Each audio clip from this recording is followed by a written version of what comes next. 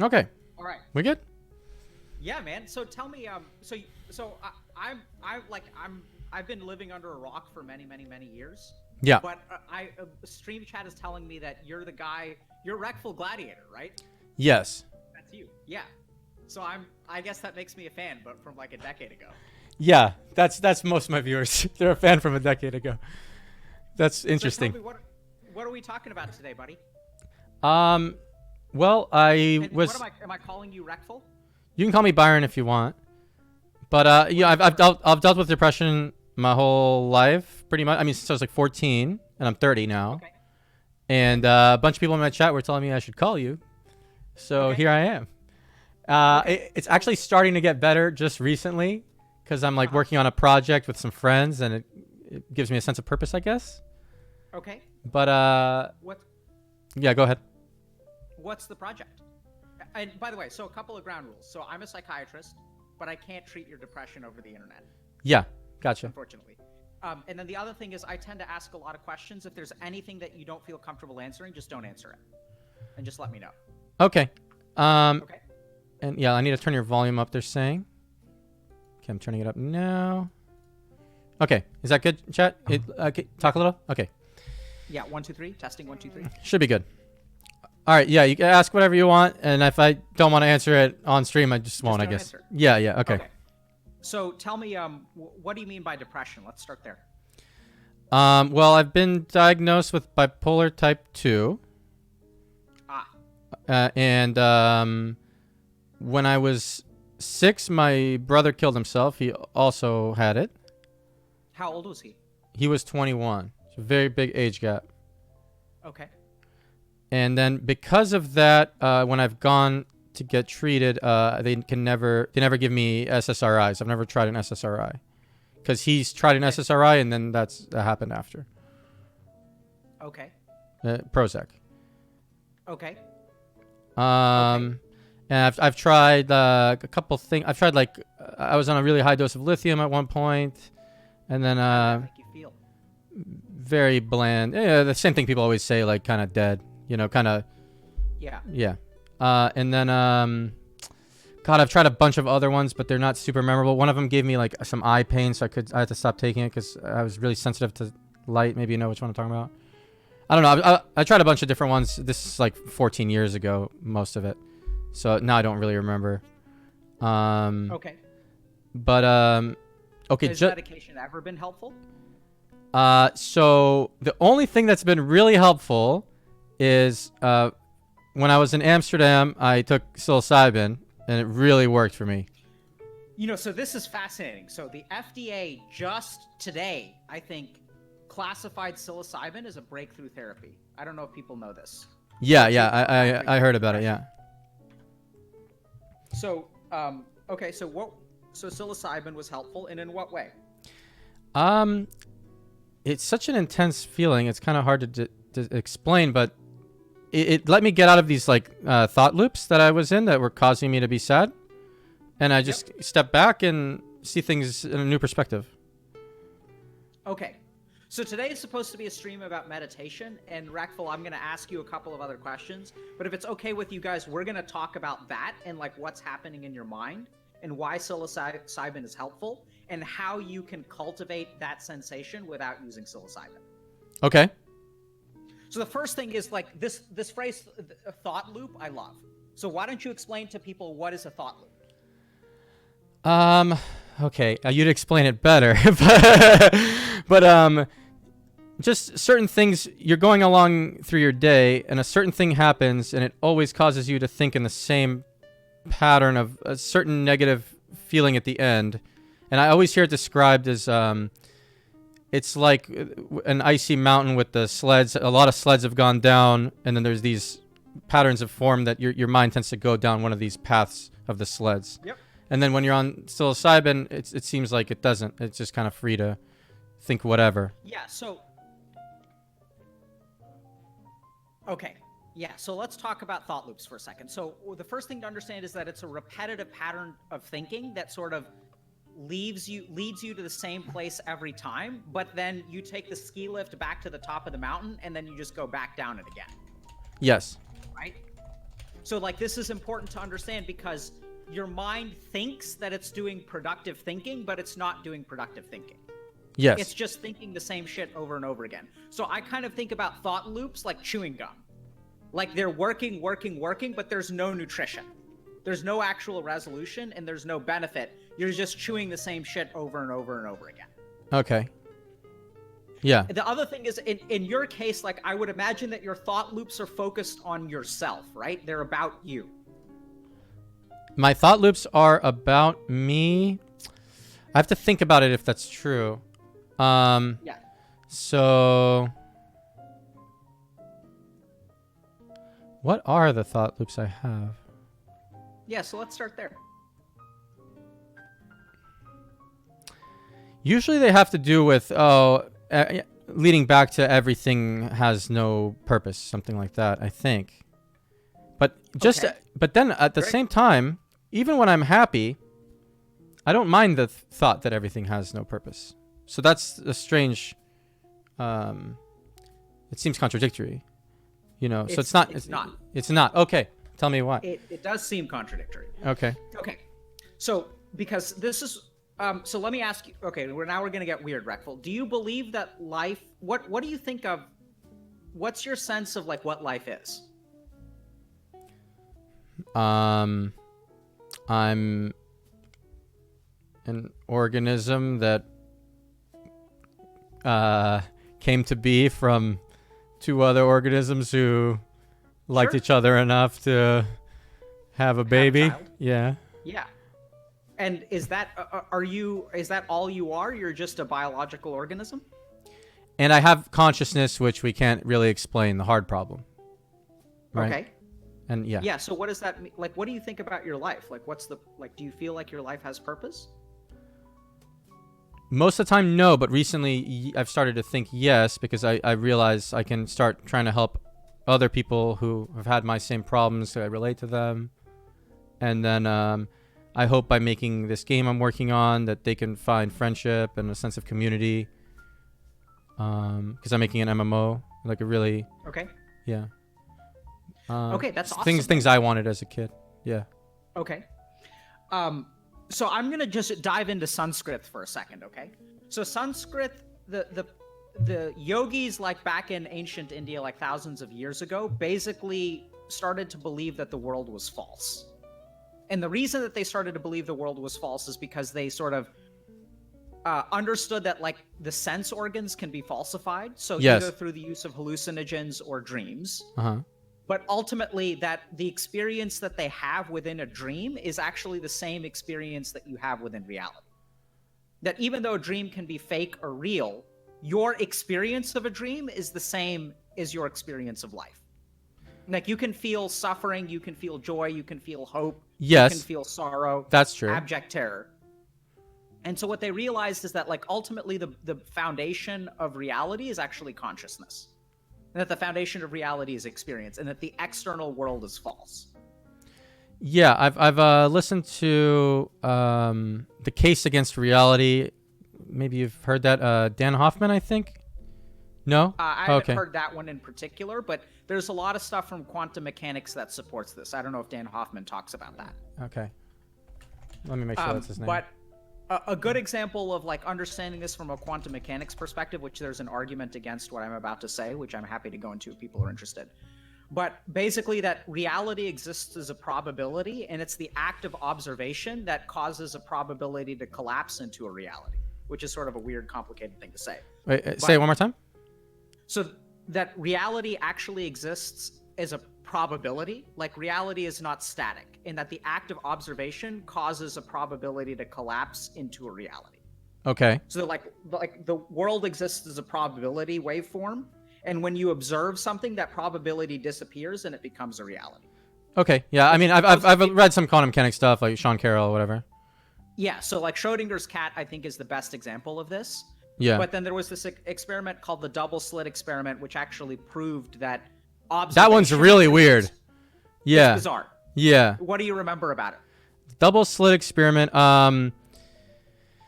Okay, they shoot electrons through the two slits. If they look at the electrons, they show up on the other side as like in a certain pattern, and if they don't look at it, they show up in a different pattern. Something like that. Yeah, exactly. Yeah. So they show up as an interference pattern if you don't look at which of the slits the photon goes through. Right? The photon, yeah. The bands of light and dark. Yeah. And then if you observe which slit the photon goes through, then the pattern on the other side disappears.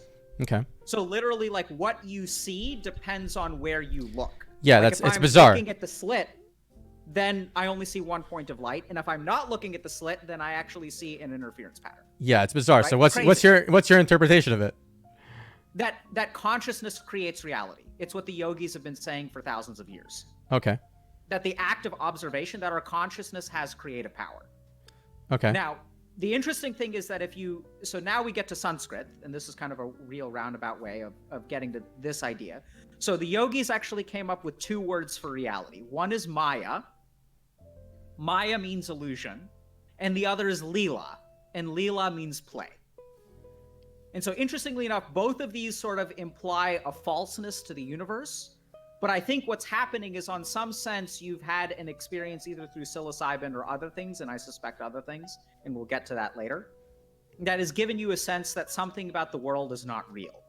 Okay. And what happens is, I have had it many times, yeah. When you're happy, yeah, we'll get to that. When you're happy, you can exist in a Leela state, which is like, it's no big deal that the world isn't real. It's play. Like, let's just have a good time. It's actually just like a video game. It's like the experience machine. Yeah, and just because a video game isn't real doesn't mean that we can't enjoy it, right? In fact, quite the opposite. That's actually a big problem for most of my and you don't need to know how the game works even to enjoy playing it. Absolutely. We always are trying to figure out how life works. Yeah. Now we have to be careful, because even though you can appreciate Leela, which is play, and you can appreciate that nothing in the world is real, when your depression acts up, and I want you to understand that depression is like a pattern of thinking within your mind. It takes the things that you know and distorts them. Yes. So it hijacks this idea that you know that the world is like not a real place in some sense. And then it sort of makes you feel like there's no purpose because nothing is real. But that's an understanding that doesn't actually mean like anything bad. It's just, that's what the depression does. The depression hijacks your thinking and takes the things that you know and spins them in a particular way that like actually makes you suffer. Yes, but then I was also saying that even when I'm happy, and even if I thought reality was an illusion, I could still be happy at those moments. Yeah, absolutely. Okay. Right, but that's because when you're able to step outside of depression, when you're able to step outside of yourself, you can appreciate that like life can be happy and joyous even though it isn't real. But when your depression kicks in, you become nihilistic. Okay. So yeah. nihilism is this idea that like life has no purpose and no meaning, so we might as well fuck around, which actually isn't the case. So first, Reckful, why don't you tell me a little bit about what happens in your mind? Any questions about this? No, that I followed. I mean, okay, it does follow that what we see as reality is not base reality for sure. Because if you think how a different animal, let's say we look at an ant, they're not going to perceive reality anything similarly to how we do. They perceive reality in a way that helps them survive, and we perceive reality in a way that helps us survive, right? Let's say we have to notice a lion running at us or whatever, and we have to notice motion more than other things, or like back in the day. And the people who actually saw too many things or saw base reality wouldn't have survived. If the natural selection would favor people who just see certain things more, the threats. Beautiful. So now that segues into an important point, which is that your mind is designed to survive. It's not actually designed to protect you from suffering. Yes. Okay. Yeah. So this is one of the most simple things that, like, I think a lot of people, I disagree with a lot of my colleagues in the sense that my impression of a lot of mental illness is that it's actually functional, useful mechanisms of our mind. I could believe that. That are kind of out of whack or haywire. So anxiety is a good example of our mind's ability. Go ahead. Yeah, no, I agree with you, because I was just saying on my stream earlier today that anxiety actually could get passed on as a trait from natural selection because it could help. Let's say you're always worried someone's going to kill you. You could have 1,000 years ago survived because of that, and then that trait could pass on. Yeah. So let's just tap into just for 1 second what anxiety is. And I've talked a lot about anxiety. So we're going to talk more about depression today. But what I understand anxiety to be is that anxiety is simply your mind's ability to look into the future and predict problems. Okay. That's all it is. It's just the future predicting capability. And if you think about someone's experience of anxiety, what happens is they look into the future and they predict a problem. And the possibility of that problem worries them so much that it sort of controls their behavior. So if I'm afraid of looking like an idiot when I do public speaking, that anxiety is actually trying to protect me. It's not trying to fuck me over. It's trying to protect. By the way, can I curse on your stream? You say whatever the fuck you want, yeah. Okay. And so actually, all really anxiety is trying to help you out. And the first thing to understand if you want to conquer your anxiety is that like it's trying to help you out, and then you just have to understand that it's like a guard dog that is like way too sensitive. So there are ways that you can calm it down, but the first thing that we need to stop doing is demonizing our anxiety or trying to like root it out of us. Okay. Because once we understand where it comes from, then we can try to put it into context. We can try to help it. But let's talk a little bit more about depression today. So tell me what your experience of depression is.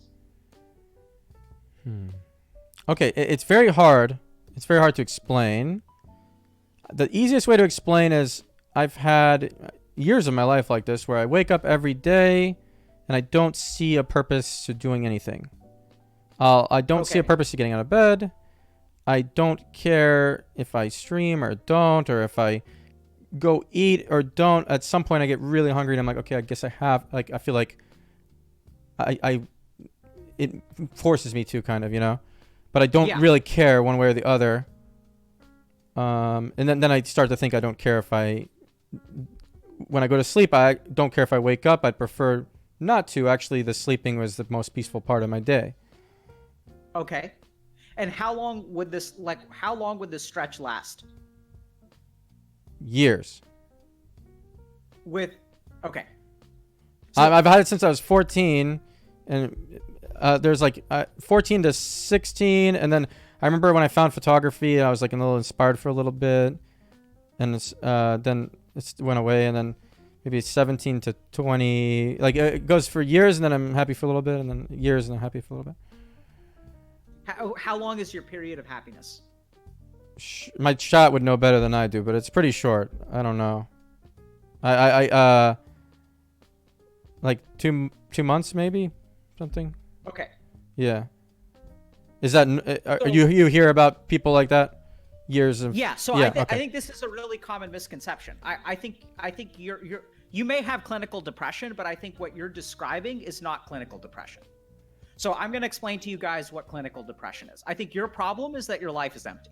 That's different. And in fact, that's what we were going to talk to the other person about today, and we will. So I got a bunch of questions about Wait, so you're saying you think I was diagnosed incorrectly when they said I have bipolar type 2? You may have depression on top of that. But what I want you to understand is that like there are different flavors of depression. One of them is a biological, organic, neurochemical kind of thing. Okay. And what I'm hearing but there are certain features of that you don't really fit that bill. So I'm going to describe what that is. Sure. You may be depressed on top of being unhappy or having a life without purpose. Okay. But those are two independent things. And the whole point behind what people got interested in last week and what we're going to finish up today is actually perfect for you, which is maybe why people are telling you to come on.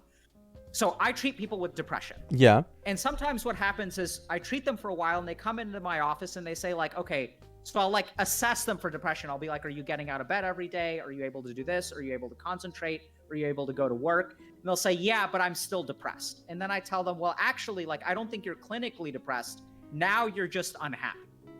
And there's a difference between clinical depression and unhappiness or a life without purpose. Okay.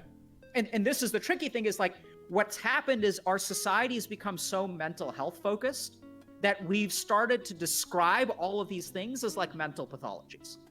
Okay. But I think that this is like, your problem is that you're at the top of Maslow's hierarchy of needs. Are you familiar with that? No. Okay. So Maslow basically said we have a hierarchy of needs, that at the bottom we need like food and shelter, and then we need community and all that kind of stuff. And at the very top is something called self-actualization. That at the end of the day, like we have a need to become like fully actualized human beings who like derive. I mean, it's a need for us to feel like we're accomplishing what we put our mind to. Okay. And so I think what you are is unfulfilled, and that you've probably been. I mean, that's true. Insufficiently challenged since you were a teenager, and that life has not like given you anything that was worth fighting for. That it's just like it's been like easy mode. Now you may be depressed on top of that, so let's talk about that for a second. So clinical depression is an episodic illness. That's the first thing to understand. So major depressive disorder or bipolar disorder is episodic, Yes. which means that for periods of time you're well, and then you enter a period of depression, which lasts 2 weeks to about 1 year, maybe a little bit over a year.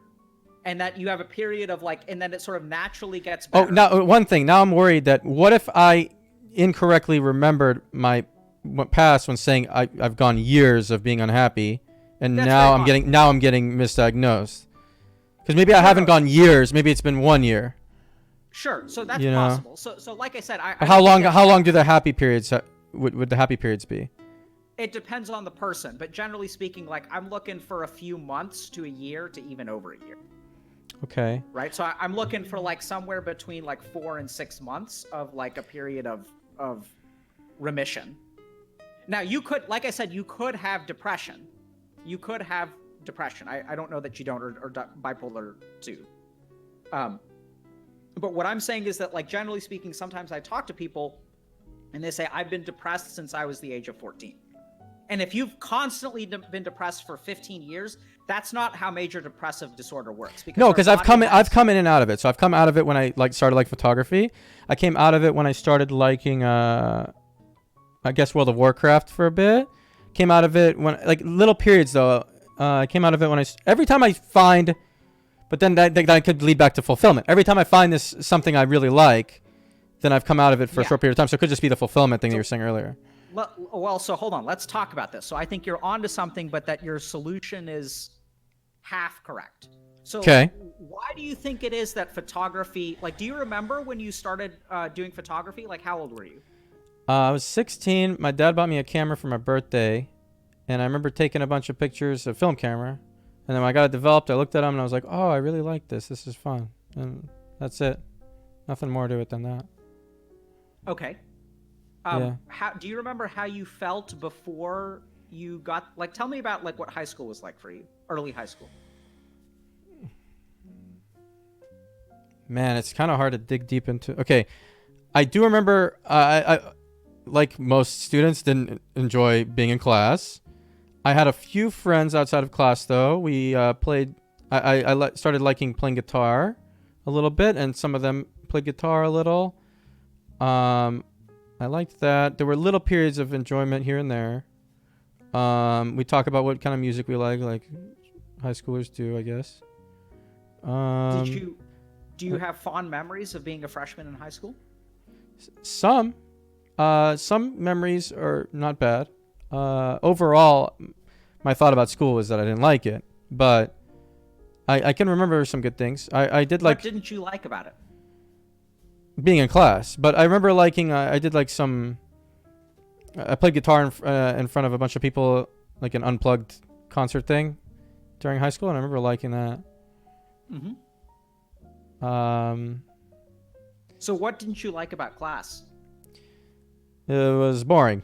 The things I was learning weren't things that were super stimulating to me, and sometimes I already knew them, but not always. I didn't always know them. Sometimes I just didn't know them, but they weren't what I was interested in. Huh? School was easy? School was pretty easy, yeah. I was, I had good grades and SAT and all that, yeah. Yeah. So we're going to talk more about how you were insufficiently challenged, because I still think that's your problem, but we'll get to that. So tell me a little bit about, so it doesn't sound like, I'm not hearing anything about depression when you were in high school. You said 14, but you're not describing anything to me yet. No, because it's hard for me to really dig deep and remember. I mean, I remember I listened to a lot of sad music. I was idolizing a lot of people who killed.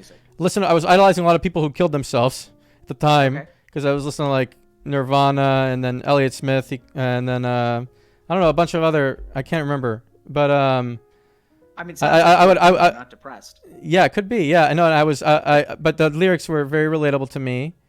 Okay. Um, What I was mean, relatable about the lyrics? I guess just this overall lack of purpose and meaning. Something. God, I really have to. I feel like I'm not doing justice to my own life, to my own memories. I can't remember exactly to tell you, but I'm trying. Well, you're not going to be able to. Yeah, right? yeah. So I'm kind of digging around, and you're not expected. Like, I don't remember much about when I was 14. Like, people don't really remember much about when they're 14. Right. And that's okay. It's just I'm trying to figure out where the money is. And okay, so when I was 16, I tried to kill myself. So when I was 16, I took 22 sleeping pills, and I drank a bottle of wine, and I tied a plastic bag over my head, and I fell asleep, and I just woke up later, and I had ripped the bag off my head, and I was alive. And what were you gonna ask? Do you remember what you were feeling when you tried to kill yourself? It was really dumb. There was a game I was playing called Asheron's Call from when I was 10 to when I was 16, and then that game was no longer popular. No one was playing it, and I had no one to play with. And it was the only thing Asheron's Call was an RTS, right? No, it was an MMORPG. Okay. And it started dying because of World of Warcraft.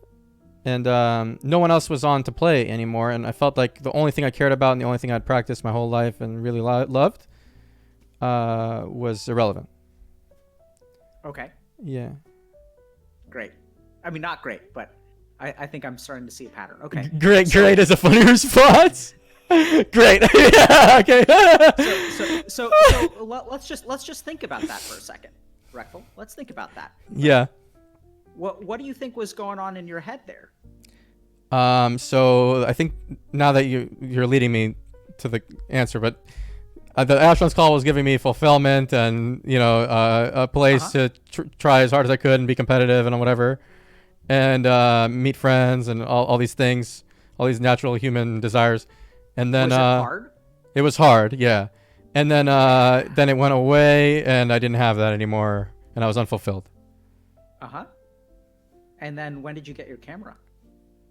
It was around a little after that.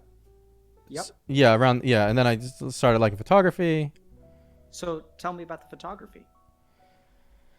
It's really hard when it's about artistic things. I can't remember like the feeling and the why I like. I don't know, but I was in I took pictures for a while, and then my parents took me on a trip to Europe to show me where they used to live in Switzerland and neighboring countries. I took a lot of pictures there, and I came back, and I got a bunch of my pictures printed out, and then I walked around South Hollywood and like into art galleries and showed them my pictures, and one of them put my pictures up in the gallery, and then I remember feeling good that happened. Yeah. And when did the depression come back after the pictures?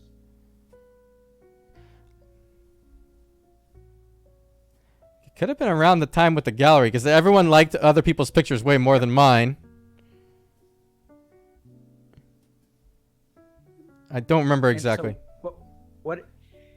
Yeah, so I don't know if it was, in a weird way, I don't know if it's because, do you remember feeling like you had done a really good job with the pictures?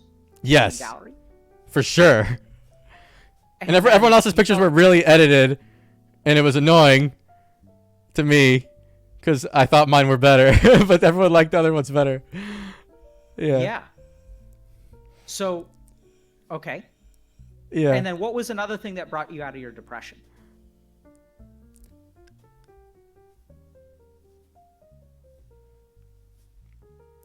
I don't remember the next part because I started playing World of Warcraft, but I don't remember ever being happy while playing World of Warcraft. I played it for so many years. Yep. I don't remember being really happy at any moment, even when I was at the top of it. So I want you to so I think your periods of happiness, like when you came out of your depression, those sound to me like they're not dealing with the underlying problem. I think what happened is you had opportunities for you to distract yourself from the underlying depression. Like you can get into something, but only for a time. And you can only distract yourself for so long.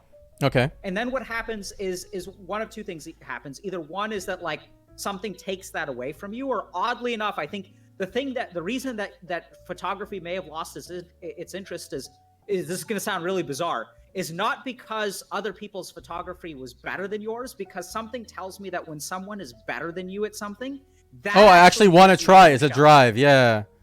What happened, your fucking problem was that you were young. You were how old? 16. And someone put up your artwork in a gallery in Hollywood. Yeah. And that means you won the game. That doesn't mean you lost. Okay. That means you fucking won. Okay. I didn't feel like I won, but yeah, okay. Yeah, I know you didn't.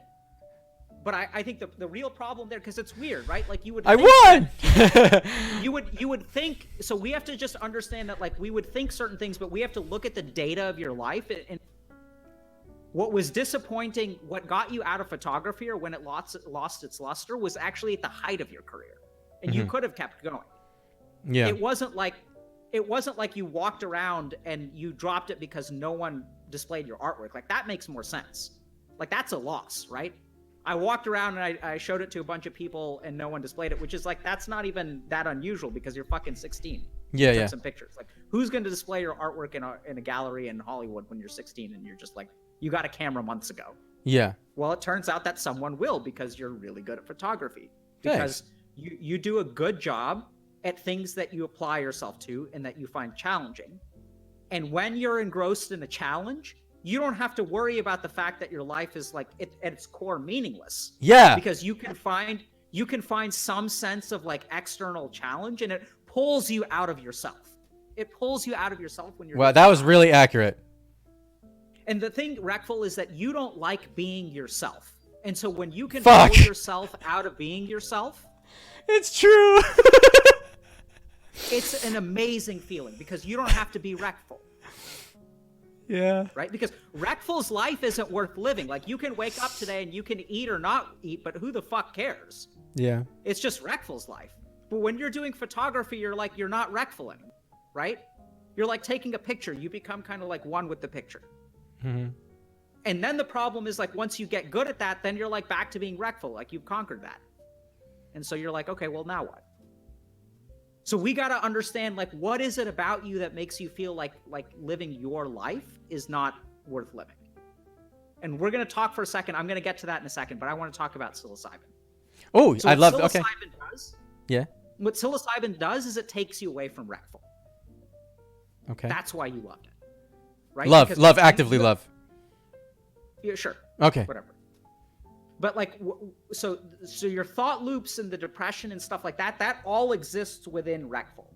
Like, Reckful's life, you have this ego, this thing called a humgar, which thinks that your life is fundamentally like meaningless. And what psilocybin does is it takes you actually outside of your ego. We have a sense of identity that is based on like who we are, and like by who we are, like things that go on a resume. So you identify as like gender, or like you have a certain like professional career, you have a certain age, you have a name. These are the things that you identify with. And when you're taking a picture, you're none of those things. Okay. Does that make sense? Yeah, it does. I don't like my identity, is what you're saying. Yeah, your life. Okay. And so I don't. Yeah, I you guess have the you're right. opportunity. So when you're playing music, like, you're no longer like a particular age. You're just playing music. You become one with the music. You become one with the distraction pulls me out of my immersion in a first-person experience or whatever. Yeah. I see what you're saying. Absolutely. And that's exactly what psilocybin does. Okay. Right? So psilocybin is a substance that causes the walls of the self to break down. Yeah, for sure. And so whether it's psilocybin, whether it's music, whether it's photography, or and this is the other interesting thing, is you're finding purpose. And why are you finding purpose again? What do you like about what you're doing? I like that I'm trying to give people something I wanted as a kid. Who's the focus on? Who are you thinking about?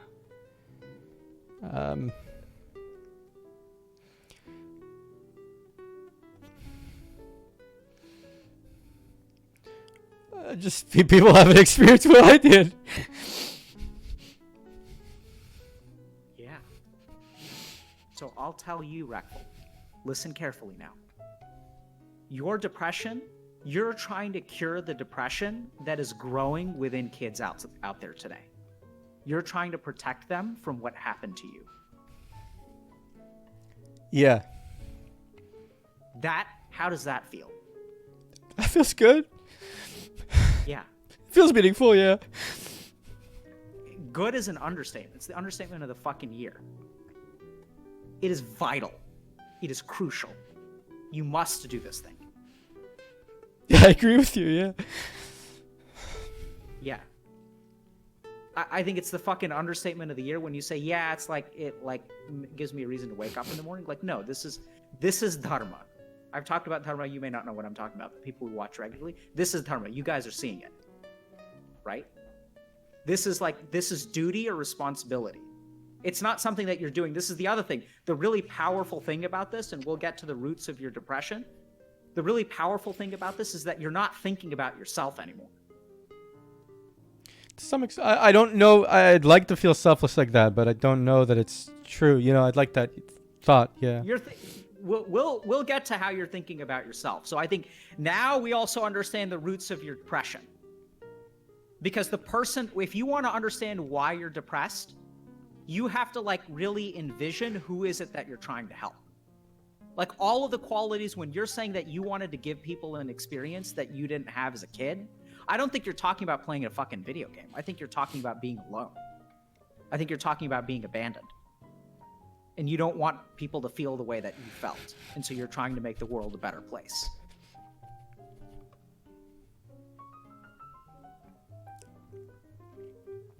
Maybe. What are you feeling right now? I don't know. It's just happening automatically. I am. I'm not thinking anything.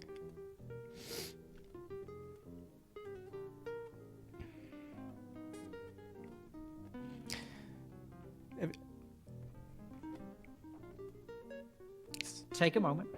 It's nice to feel something. Yeah. It's kind of weird, right? Because you're crying. Yeah. So most people associate that as like a thing that they don't want to feel. No, I liked it. Yeah. How do you feel? What do you feel in your body? I feel like in my body, I don't know how to describe it. I don't know. I feel like I just passed something. Yeah. And kind of hopeful, I guess, for the future, maybe. Yeah. Yeah. I imagine you feel a little bit lighter. But Yeah. what we can call it is Little bit. leveling up. Leveling You just up. leveled up. Yeah. Okay. You want to keep going or you want to take a break? No, it's good. We can keep talking, but what games have you played? What's your how did you know my WoW stuff? Or I mean, because I played WoW like in vanilla and Burnt Crusade. Burnt Crusade is good. How old are Why you? are we talking about WoW? Why are you asking me questions about myself now, of all times? I don't know. You tell me. It came to my mind. So I think that's us taking a break. So I think you've had a lot, Yeah. and now I think you need to step away from what you're feeling for a little bit. And already your mind is returning to normal, right? You're returning to normal, Reckful, where your thoughts, like your mind had shut down for a little bit. And as you start to ask me questions about myself, which I'm happy to answer, your mind is going to start functioning again. And that feeling is slowly going to go away. Uh-huh. So shall we take a break? What do you mean by break? Like, not talk about anything? We're just going to... Talk about whatever? So what I mean by break is like, you just went through something that was like a little bit powerful and a little bit emotional. And that's a strange state of mind to be in. You didn't know what the fuck was happening. And it was like you went underwater. And now we're coming up for air. So Okay. if you want to, we can go back underwater. Like if you want me to just do that again, we can do that again and you can learn more. I kind of want to blow my nose. Blow your nose. Just take a minute. Take a minute, Okay. man. Yeah, you can talk to people. Okay.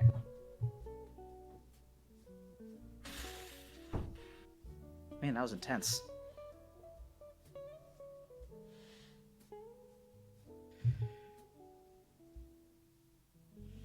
Yeah, I know I'm still live on stream. I just need to process for a second, too.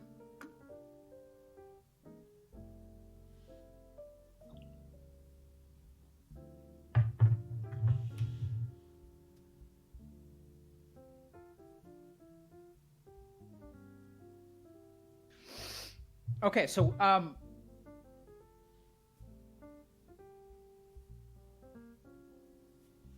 okay, so I should introduce myself to stream. So my name is Dr. Psychiatrist, practicing in Boston, Massachusetts. My main area of interest is technology and video game addiction. But I have a kind of a different background. Maybe I should wait till Reckful's back, but I spent a few years, about 7 years, studying in India to become a monk. And then spent about 7 years studying to become a monk, and then ended up going to medical school and became a psychiatrist. If you guys want a Harvard Andy, I trained at Harvard Medical School, and I'm faculty at Harvard Medical School, which a lot of people seem to get a kick out of. And my main area of interest until about 1 year ago was incorporating like Eastern medicine, like Eastern ideas and philosophy. So studying a lot of like yoga and meditation and Buddhism, Hinduism, some of the more esoteric spiritual practices as well, into mental health treatment. And my experience has been that like our Western understanding of mental health is just woefully, and there are a lot of reasons for that. And I've had a lot of success through helping people kind of like Reckful, by sort of getting to some root issues, which is what the Eastern system kind of conceptualizes. Like Western medicine thinks about depression as like something that you just treat with an SSRI. Like you just give them medication and you do some therapy, and then like it's just a disease that you live with for the rest of your life. Like there's this idea in Western medicine that once you get diagnosed with depression, you have depression your entire life. I don't believe that. I mean, I think some people do, but in my experience, I've had some people in my practice who have had bipolar disorder, like, are off of medications, and they have these sort of really powerful spiritual or psychological experiences that really get to the root of where their illness comes from. And by getting to that root, you can actually like have someone have a transformative experience, which is what I believe. And in Reckful's case, I think that, you know, he may fit criteria for bipolar disorder too, but I think the basic problem here is that we're going to talk to him in a minute. You ready to dive in again? Yeah. I kind of wanted to hear what my basic problem was, but it's better I don't know. No, it's fine. Yeah, so we're going to get to that. So Okay. I think basically like Reckful's challenge is that something like, I don't know if you guys saw this, but there's something really powerful about what he's trying to do. And that comes from somewhere, right? Like, it's not like you just like, he's not trying to help people with like autism. He's not trying to help people with Down syndrome. He's not trying to help people who are, you know, like victims of like genocide or the Holocaust. He's trying to help like lonely kids find meaning and community and support. And I think that's the root. So my question for you, Reckful, is like, what was your childhood like? Tell me about your childhood.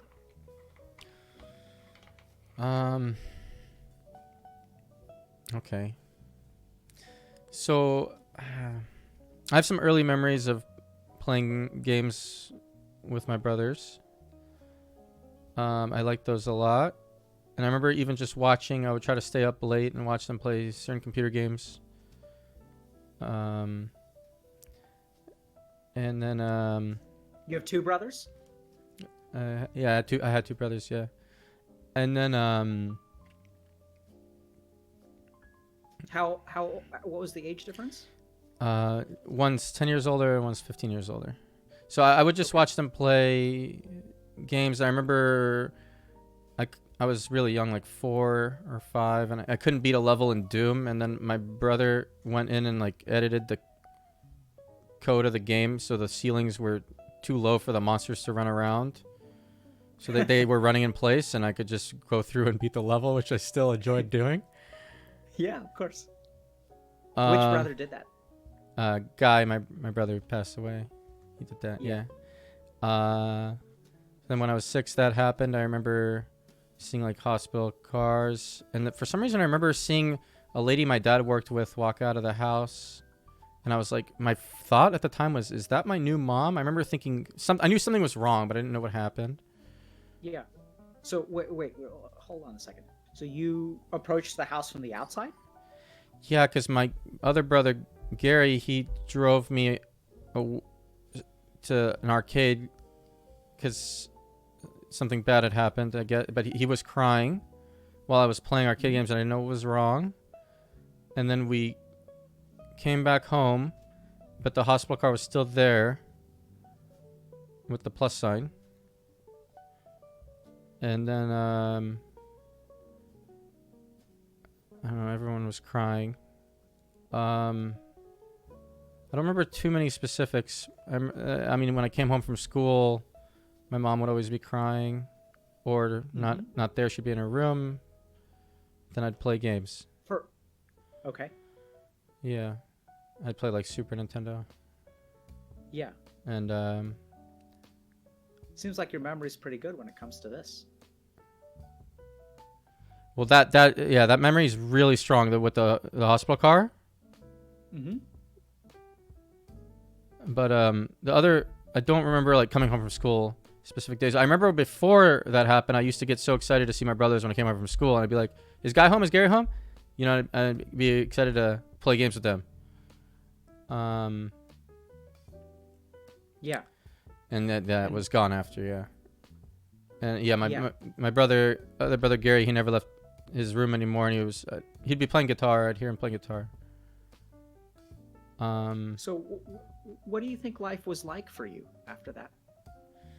It was very lonely for sure. Yeah. It's hard for me to remember any more specifics, like day to day, from when I'm 6. But I just I know I played games a lot. Yeah. Yeah. So I mean, this is going to sound like kind of a weird question, maybe a leading question, but I can see a certain beautiful purpose with 5-year-old you in your life. 5-year-old me? What was your purpose? What was 5-year-old you's purpose?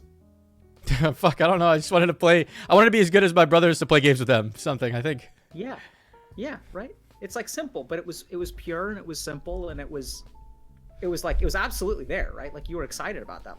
So that's what you lived for. Yeah. Like you came home and you would like watch them play. Yeah. Yeah, it's simple. Yeah.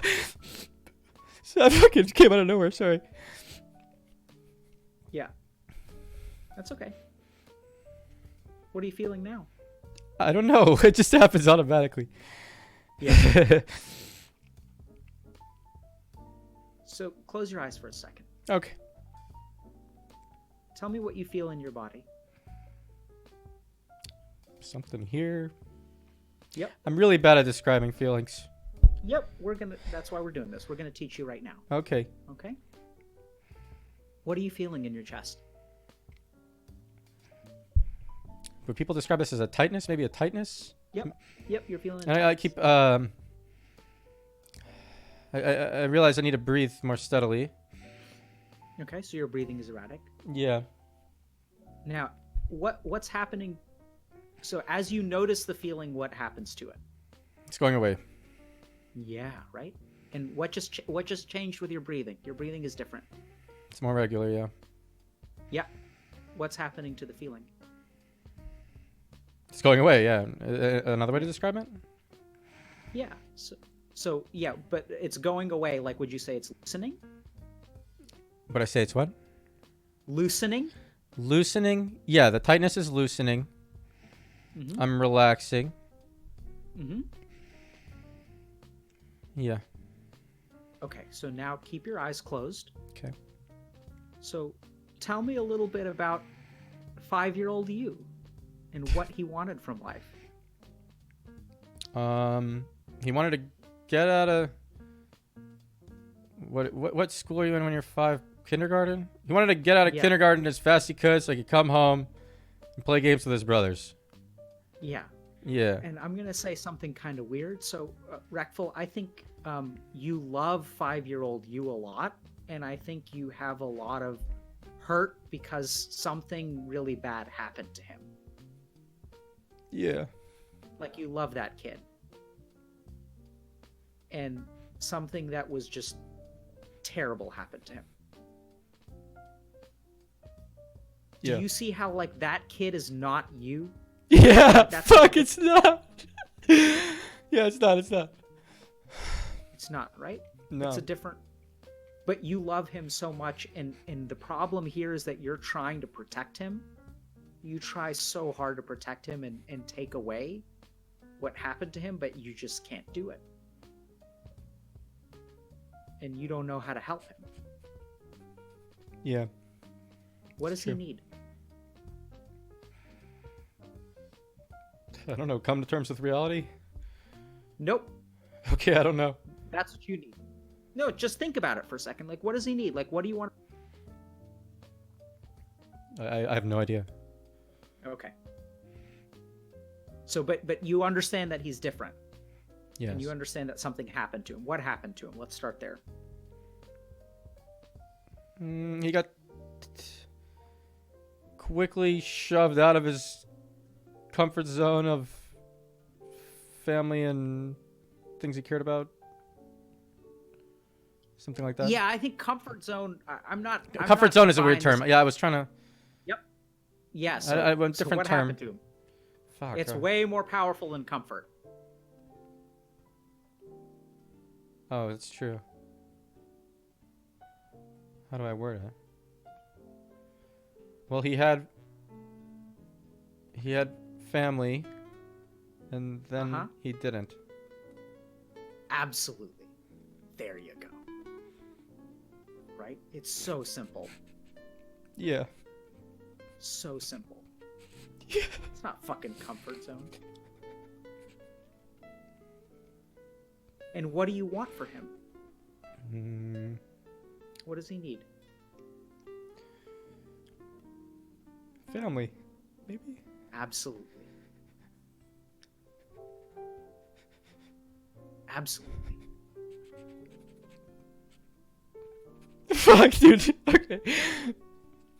Alright. It's nice how simple it is. Yeah. The things that fuck us over always are.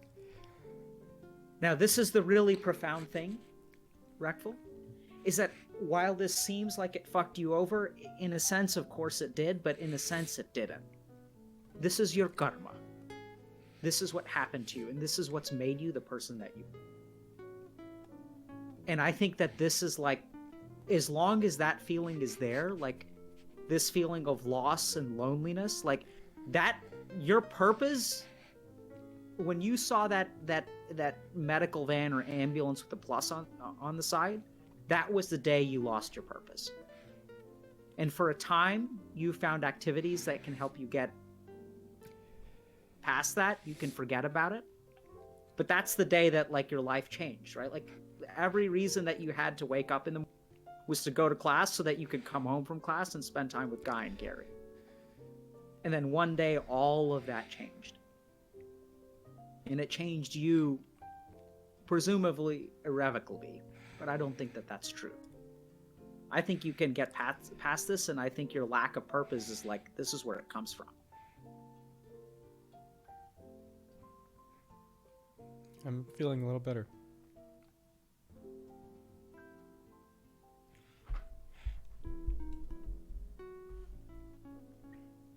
Have you talked to anyone about this? Yeah. But I didn't let myself go deep in it.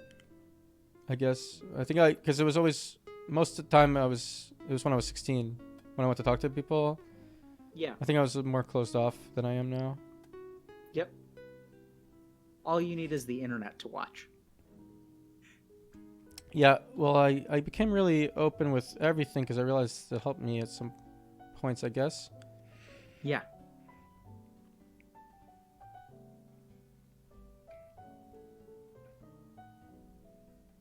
Yeah. I think can help others too. Yeah.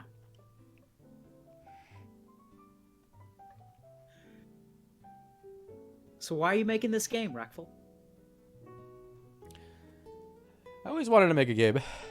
But this reminds me, as soon as I said that, have you seen the split brain experiment video where there's a guy on his left side, it says pick up the Rubik's Cube, and he picks it up. And then it says hand it to your other hand.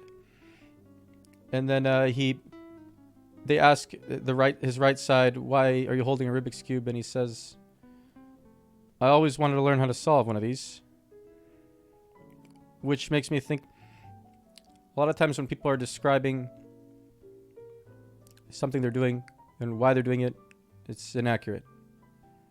Absolutely. So I don't know. I know I always wanted. Brilliant realization. Yeah. I know I always wanted to make a game, for sure. When I started playing an MMO when I was 10, it was because Gary wanted to make a Pokemon MMO, and we were doing research on other MMOs, and then I ended up playing it for 7 years, and from 1999. So it's kind of funny. I always thought it was a cool idea to make a game. I started streaming on Twitch because some game company who made a game called Forge said that if I advertised their game, I could work for them or something, or help design the game, and that their game didn't succeed, so they never hired me. And then now I finally can make my own game, just because I'm streaming for a long time and can fund it. Yeah, so Reckful, this is really important to understand, okay? And I'm going to reference some stuff that I've talked about before. So I want you to understand that everything that's happened in your life has brought you to this point. You've always wanted to make a game, but that's a desire. That's just like, man, I've always wanted to make a game because I'm a gamer, and that's kind of cool. Like, I also want to, I've wanted to make games. Like, I'm interested in that. I bet a lot of people are. But what got you to where you are, like it has to be the right game. The stars have to align for you to make the game that you need to make. Yeah. And there's been one really big star missing, which is like purpose. And I think the reason that this game is different, and it's got to be, because you're trying to solve something with this game. And that's going to give you the strength that you need to actually solve it. Yeah, I'm a little worried. I don't know that I'll initially solve it on first release right away, but I want to, always be patching and iterating to get there. Yep. Yeah. Yeah, we can talk about that more, but I'm that's not worried about that. Specifics, yeah. Yeah. So I think the main thing here is that you're trying to do something really important, right? And I think you're not making the game for some faceless kid out there. Yeah, you're saying I'm making the game for a kid like me who wanted something to go home to and friends to spend time with, a way to spend time with friends online and have community and stuff, which is true, for sure. Yeah. I would take it even one step further. I don't think it was for a game kid like you. Oh, you're saying I'm making it for me, for Not me as a today. kid. Yeah. Yeah. That's where it comes from. What do you think about that? That's really accurate, I think, yeah. When you say it, it rings true. It's like, yeah. Yeah. Right? So I think this comes down to, so if you want to get to the root, you've got to help that kid, within yourself. You cut out, get to the root. Oh, sorry. Get to the root. Yeah. What a great time to cut out, right? Yeah. To get to the root, I think you've got to help you. Right? That's what you need. That's where the hurt is. That's where the depression comes from. That's where the loss of meaning in your life comes from. Because meaning was taken away from you. You had plenty of meaning until one day you didn't. Okay. And all you've managed to do is distract yourself and find relief through distraction. Yes. And you're good at what you do, and you're ambitious, and you're intelligent. So sometimes you can trick yourself into thinking that a distraction is purpose. But it's not. I have a question now. Yeah. How did your purpose come to be wanting to help people? I know I'm curious now because now you're talking about mine. Yeah. Yeah. So my story is kind of funny. So I played way too many video games in high school. I mean, probably as a kid, even before that. But it really started to become a problem in high school. And then after my first year of college, I had less than a 2.0 GPA. And then for the next year, I also like kind of failed out of college. I was on academic probation. And my dad, who's a really fantastic guy, was like, something's got to change. And they've tried everything. Punished me, like sent me to a military school and like all this kind of crap. And I just wasn't getting my shit together. And he said, so you have to go to India. And I said, okay. So the summer after my sophomore year, I remember, because my memory is clear about this too. We were kind of talking like late into the night, and this conversation was different because like usually when I would like fail stuff, like they would yell, right? Like I'd get punished or they'd like be like, you know, I'm fucking up. But this time my dad was just sort of not really resigned, but it was like a really like problem solving conversation. And we kind of like, I felt like we were on the same team, and he was like, look, we got to do something about this because this is not working. You're 20 or so? You're 20? Yeah. So 20 or 21. And I went to India and I stayed at this place called an ashram. And an ashram is like a monastery. So I spent 3 months studying yoga and meditation and absolutely loved it. And what I loved about it is that we study all kinds of stuff. We study physics, we study mathematics, we study history, we study sociology. We don't study ourselves. Like, even if you study psychology, it's about like experiments about other people. It's not like how you work. It's not like, why do I lack meaning in life? Like, how can I actually find the answer to that? Where does meaning come from? How does our mind function? So in your case, the root of your depression is something called a samskar, which I'll explain later.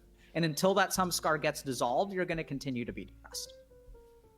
And this is why you can have periods of like distraction and whatnot, and you can fit clinical criteria for depression and all that good stuff. But at the end of the day, you have this samskar that formed the day that you saw that plus sign, or maybe the next day when you realized that when you went home. I think the samskar formed the day that you actually realized. Which was your older brother, Guy or Gary? Guy, yeah. So one day you actually realized that like Guy is never going to be. Yeah. And that's, I think, when the samskar. And so it was a system to understand like who you are and how you work. Like, where do desires come from? Where do desires go to? Like all this different stuff about the self, and I loved it. And so I decided to become a monk. I went to my teachers and I said, hey, I want to become a monk. And they said, that's fantastic.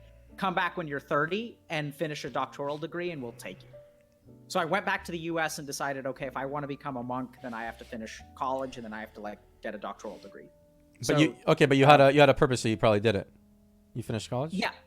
Okay. So I finished college. Every summer I went back and studied in India over December break. So I'd spend once a year in India for the next 7 years with the goal of becoming a monk. Ended up meeting my wife, got confused because I was like, oh, I want to become a monk, but I'm into this girl and all this stuff. Your mic's cutting in and out a little bit. I'm following the whole conversation. I don't know why it's happening.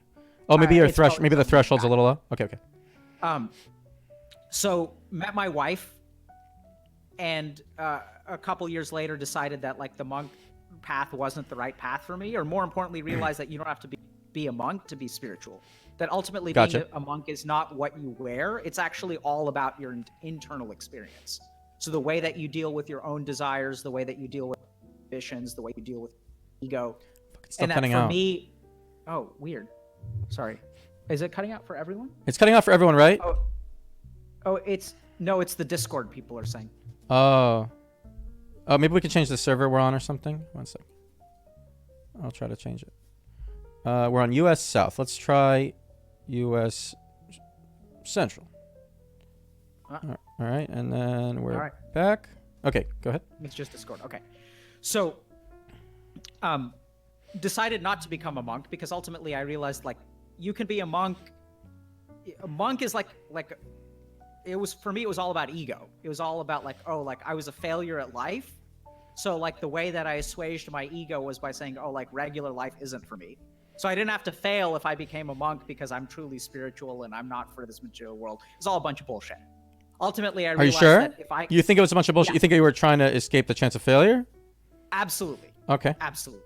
Right? Because it's easy to like escape from your failure in college if you were not meant for like the material world. And I was like better than that. I was meant for the spiritual world because I'm deeply spiritual and I'm not going to run in this rat race and I don't care about grades and all these fucking peons out there that are living a material life. I'm better than them. I'm going to become a monk. Then I realized that was a load of bullshit. Okay. That's ego. That there are two kinds of ego. There's regular ego, and then there's this subtler, more devious ego, which is the ego of having no ego.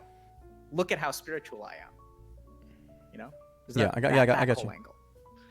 So ended up doing neuroscience research. So I've always been kind of a skeptic and was curious about like what was happening in my brain when I was learning these things. So started doing neuroscience research, ended up going to medical school, and then decided that I wanted to become a psychiatrist and that I was going to incorporate like some of these Eastern perspectives on mental health to like psychiatric care and teaching people how to meditate and all that good stuff.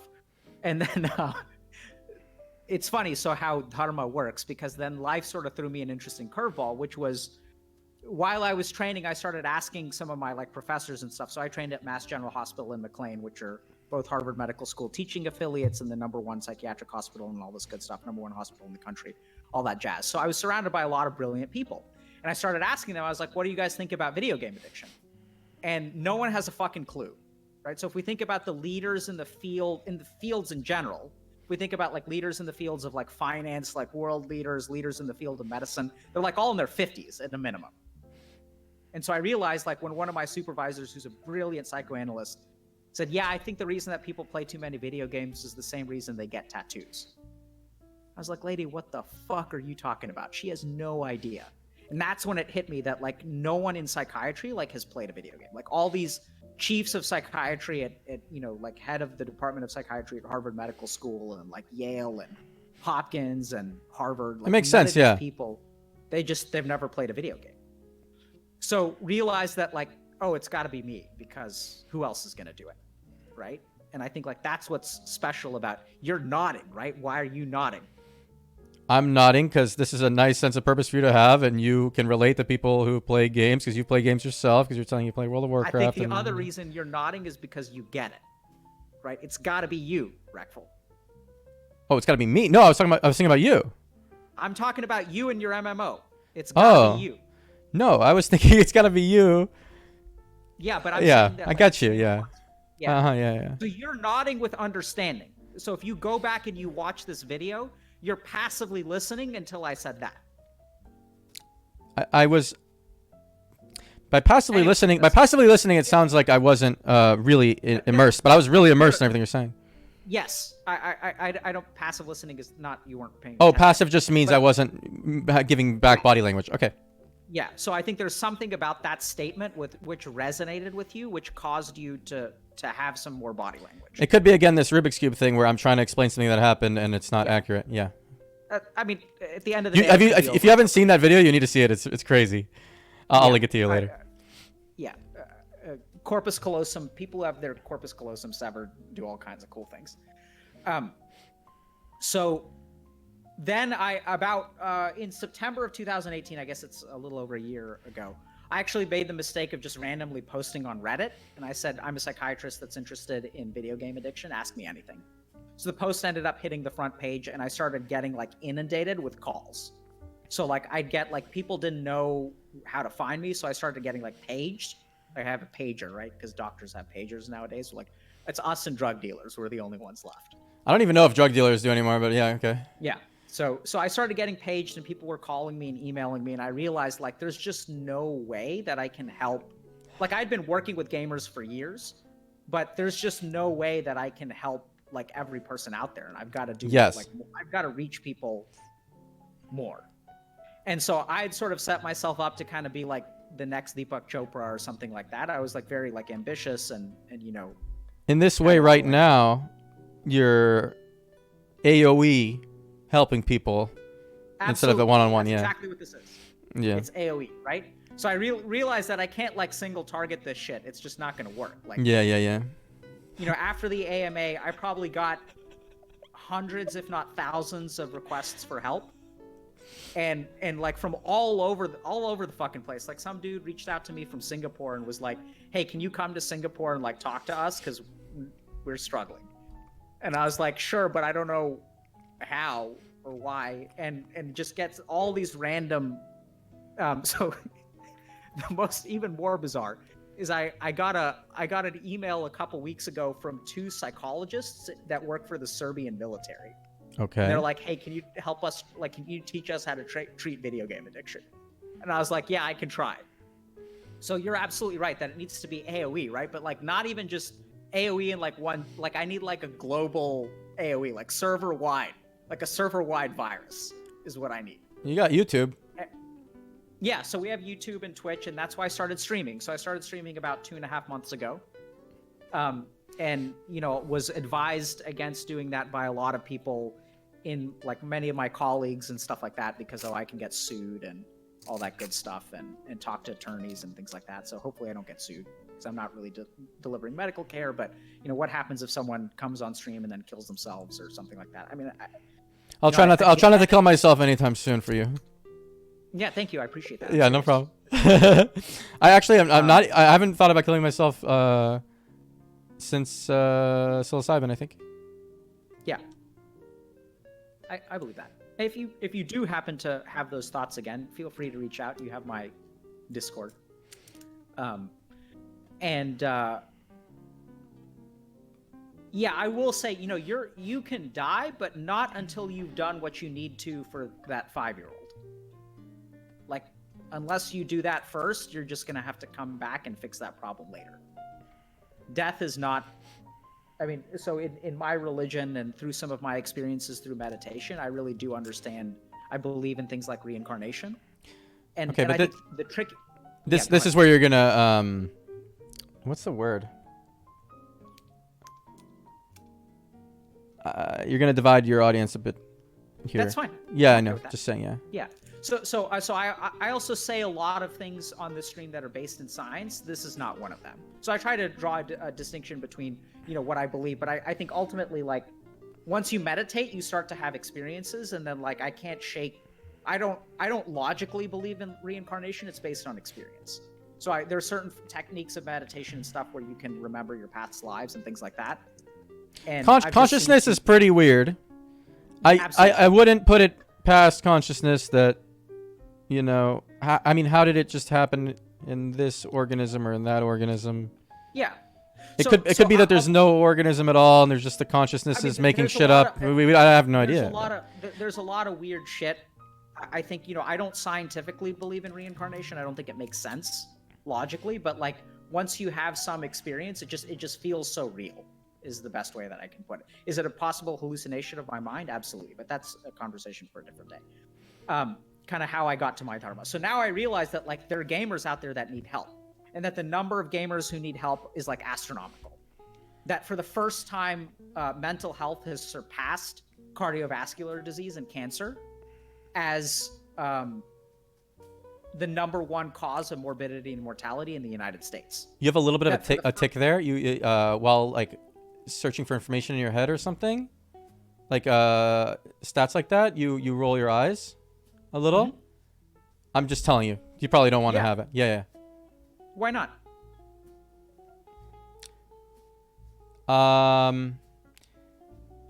Why not? Why don't you want to have this tick? I mean, it's up to you. Maybe you do. Yeah. But I was just letting you know. Okay. Yeah, that's okay. I tend to I have a lot of facial expressions that I tend to be pretty transparent about. And if I'm scanning my memory, I think it's fine for people to understand that I'm scanning my memory. We're not playing poker. True. I do play some poker, so I wouldn't want to do that.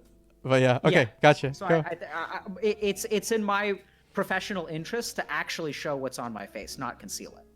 So I tend to be different from other psychiatrists in that way, in the sense that like a lot of people try to be a blank slate. I just show what's on my face. I see. The blank slate does suck. I've talked to a lot of the blank slates. Yep. I think it's stupid. Okay. I mean, I actually, that's kind of judgmental.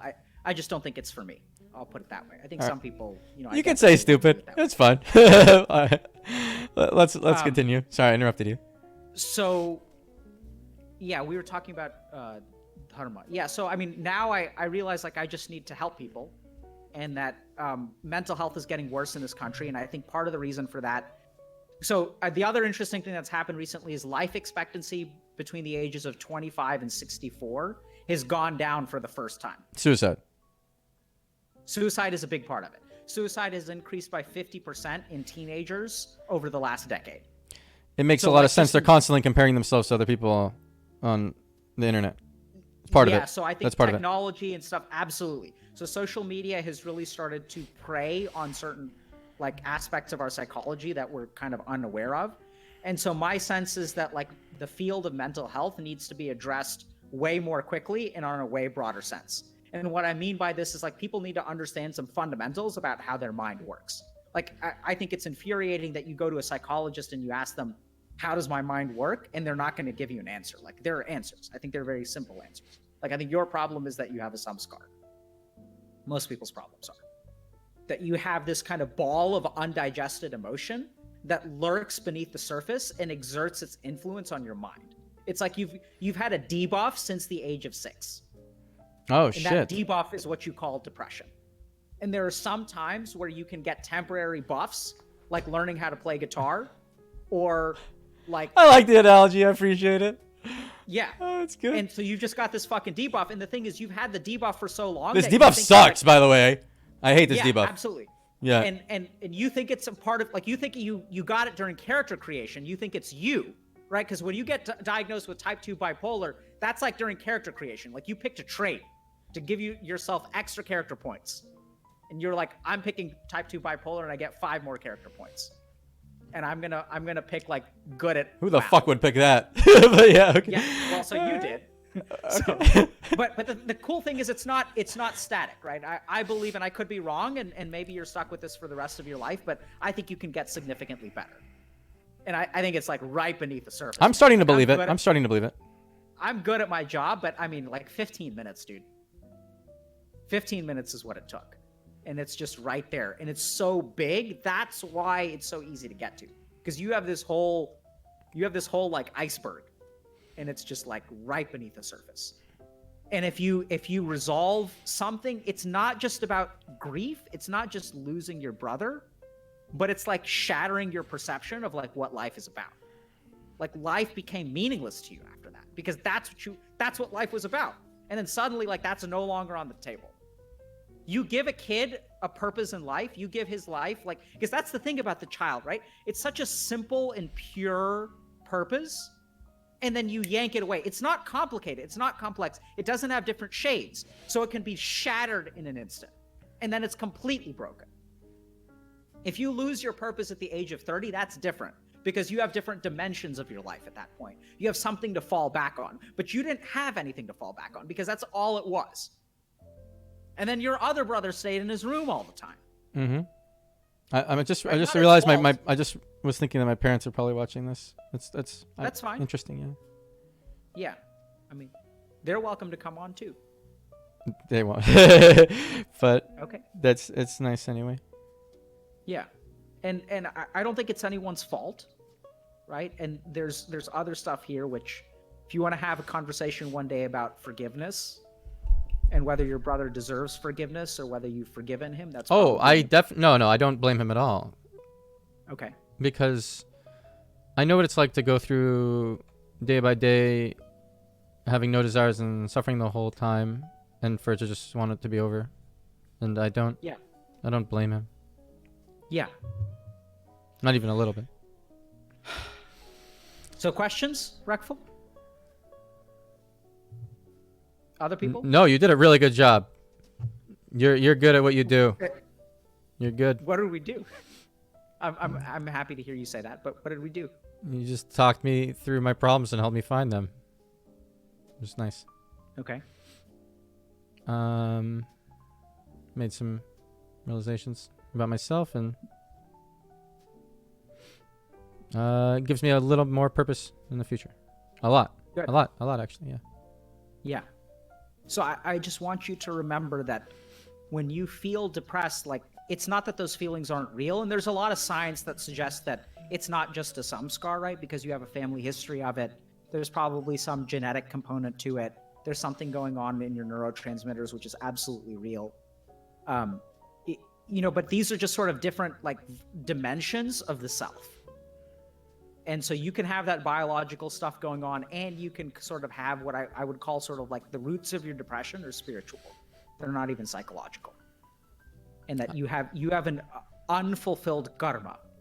You have something that you owe to the 6-year-old you and all of the kids who could be that 6-year-old you. And you have to help the world become a place where like that kid, like you want to build the safety net that you needed. Yes. I was thinking, there was a period of time where I started meditating when I was in Japan. And I remember feeling just like serenity. And I wanted you to tell me a little bit about meditation, I guess. I was curious. Yeah, great. So let's talk about meditation. So what's meditation, Reckful? Well, now that putting it in the perspective of what you were telling me earlier, I guess I like it because it takes me out of myself. Because I'm not myself at the time, yeah. Yeah. So I want y'all to understand, so like we have a mind and we think we are, but we are not our mind. Our mind is just a part of us, right? Like if you think about... You can observe your own thoughts, and then Absolutely. you're the observer. It's kind of mind-fucking, actually, to think about it. If you're observing the thoughts, yeah. Yeah, so you can't, the observer cannot be the observed. So you can look at yourself in a mirror, but then what you're actually looking at is the mirror, right? You're not actually looking at yourself. So the yogis realize that there's this thing called consciousness, which is actually outside of the mind. And sometimes when you meditate, you enter this state of mind where you have no thoughts and no real perception of time, because time also exists within the mind. And that the more that you step out of your mind, the closer you get to the most basic version of yourself, which is what consciousness is. And meditation is the systematic practice of stepping outside of your mind and existing in a conscious state without the activity of the mind. And we tend to associate those two. But there's a very simple understanding of the states of consciousness. Go ahead, ask. No, I was just going to say, we can agree on everything else without agreeing that time exists in the mind, right? So one of the hallmarks of the meditative state is you lose the perception of time. Yeah. Okay. I mean, psilocybin too. Yeah. Right. So that's because the perception of time comes from within the mind. So yeah, for the example, perception like of time is from consciousness. Yeah, that's what you're saying. Not from consciousness, from the mind. Right. So well, what do you mean? Let's go through this. Yeah, exactly. Okay. So the first thing to understand is like we think about consciousness and mind as one thing, but let's understand that you can have a state where you're conscious without mind, unconscious with mind, conscious with mind, and unconscious without mind. There's like okay, I need the explanation. Yeah. Okay. So let's start with this. So when you're sleeping, are you conscious? No. Is your mind active? Yes. Yes. No, it's not. When you're dreaming. Okay, so let's think about this. Ah, beautiful, right? But you're not always dreaming. But I think even when you're not dreaming, you're repeating events of the day. Like, let's say you play piano and then you go to sleep. Sometimes you'll wake up and you'll know how to play it better, because I think while you're sleeping, your mind repeats it over and over. Well, no. So what you're talking about is memory consolidation, which happens during sleep. Although I don't know if memory consolidation is an activity of the mind. You don't know if memory consolidation is an active mind. I mean, the amygdala is activating or something, right? Yeah, so your brain is not your mind. So your brain is doing all kinds of shit when you sleep, but that's not mind. What do you mean by mind? Yeah, great. So all right, okay, let's keep going. Yeah, so this is the first thing to understand. It's like if we think about mind, so mind is like thoughts, it's sensations, it's sensory perceptions. That's mind. Okay. Okay, so thoughts and sensory experiences. Let's just call that mind. So is that the what's it called? The something cortex, mostly? Well, it depends on. I mean, the cortex has different fields for different perceptions. So there's a somatosensory cortex, there's an auditory cortex, there's an olfactory cortex. There are lots of different all things. The cortex combined, is that mind? No. So the brain is different from the mind. Okay. I'm having trouble. Yeah. All right. We're gonna, let's take a step back from neuroscience for a minute and understand experience, right? So we can talk about neuroscience and what the different parts of the brain does, but let's take the perspective of a yogi or an individual. So we're going to talk about stuff that's not science, but that anyone who's watching can understand about their mind. So the way in which we experience it is what we're focusing on. We can talk about the science separately. Okay. Okay? So when you're sleeping, you can be dreaming or not dreaming, right? Gotcha. So when you're not dreaming, you're not conscious, you're not aware, and your mind isn't doing anything particular. Like you're not thinking. Uh-huh. And when you dream, like you acknowledge that the state of dreaming and not dreaming are like fundamentally different. Yes, no. I'll acknowledge that, except that they're fundamentally different, but maybe this thing of organizing the memories could possibly be similar to dreaming, and we just don't remember it. Yeah, possible. Yeah. Okay. So there may be other functions that we're not aware of. I completely agree. All so right. like there's a lot of stuff that our brain does that maybe the dividing line that I'm setting is not as simple okay. as I'll acknowledge that, and we can move on. Yeah. Yeah. So, but essentially, like when we're dreaming, we're not really. It's sort of activity of the mind without awareness. So we're not really like conscious, but our mind is still like it's like running a movie in our head. Gotcha. The other thing is there's also this state called daydreaming. And daydreaming is when we're awake, but we're not actually aware. Like when you're daydreaming, you quote unquote zone out, right? So that's actually a state of a lack of consciousness or no consciousness with activity in the mind. Daydreaming is a lack of consciousness with activity in the mind. Yeah, that's why we call it daydreaming. Intuitively, we understand that that state of mind is similar to what happens in sleep, which is why we use the same word. We use the word dream. Because any yeah, but maybe I would think that we're still conscious and it's just a different type. I don't know if I would not call it consciousness. Okay, yeah. Fine. So a different type is fine. I'll take that. Right? Okay, so like, sure. There's something fundamentally different between what you're doing right now in your head and daydreaming. Agreed? Agree. Okay. So what I would say you have right now is consciousness or awareness with the activity of mind. So they're both turned on right now. When you're in a coma or you're not dreaming, they're both turned off. When you have dreaming, your mind is on, but your awareness is off because you're not aware, like you're zoned out. But your mind is still doing shit. Mm-hmm. Okay? Neuroscience stuff we can talk about later. Then we come to the last state, which is a state of consciousness without mind. This is the state of meditation. This is the state that psilocybin sometimes helps you get to. Consciousness without mind. Consciousness without mind. Right? So the simplest way to understand this, without the mind is the thoughts. So without the thoughts, I got it. We're still conscious. No, I get it. Yeah, you're right.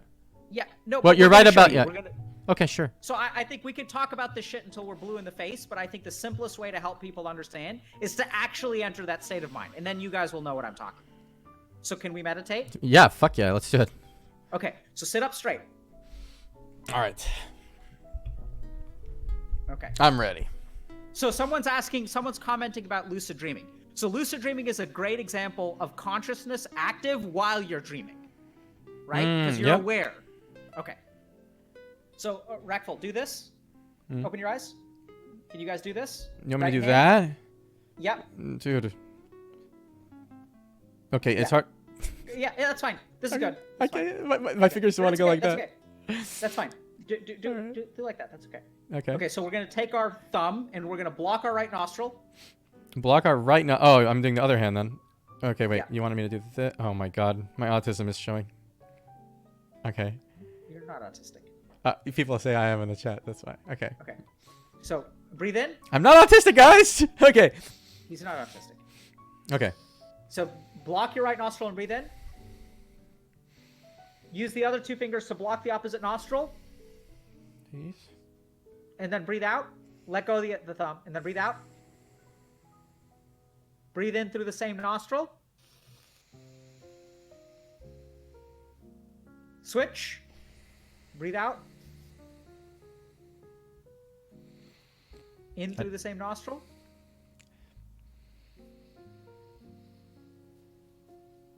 Switch. Out.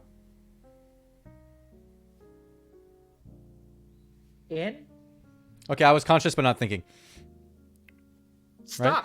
Just keep doing it. Now I'm thinking. Yeah. You just started thinking again. I know. I realized that I was. Yeah, good. We'll talk more. I don't like the nose thing. I prefer to just breathe and think about that, but it's harder. Oh, you don't like the nose thing because both of your nose... you have a deviated septum? No, just I feel like I have to blow my nose now after plugging in and unplugging. No, that's okay. One of your sides is going to be more open than the other. That's normal. Which side is more open? This one right now.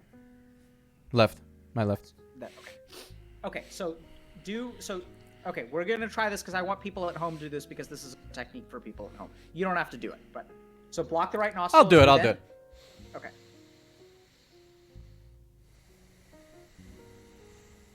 When you take a full breath, switch and breathe out.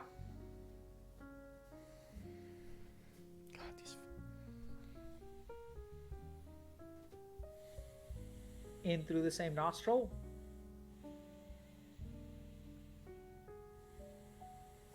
Switch. Out.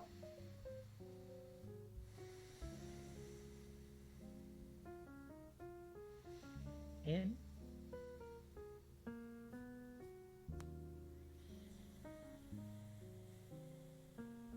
Switch. Out.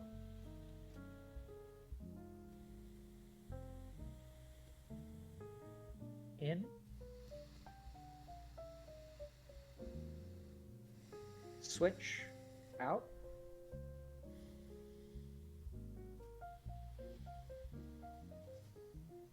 In.